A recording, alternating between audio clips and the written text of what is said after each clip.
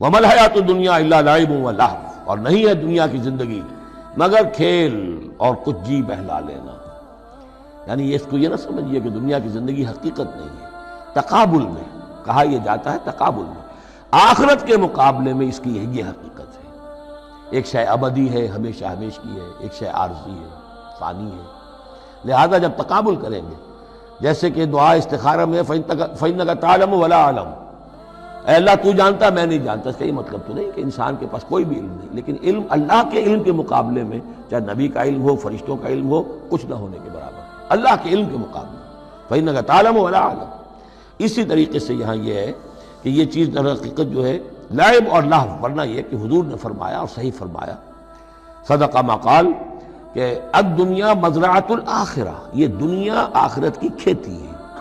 اگر تو یہ سمجھ لیا جائے یہاں بو گے تو وہاں کاٹو گے، اگر یہاں بو گے نہیں تو کاٹو گے کیا؟ یہاں بو گے تو فصل کٹے گی وہاں۔ تو یہ تعلق ہے دنیا اور آخرت کا۔ تو اس اعتبار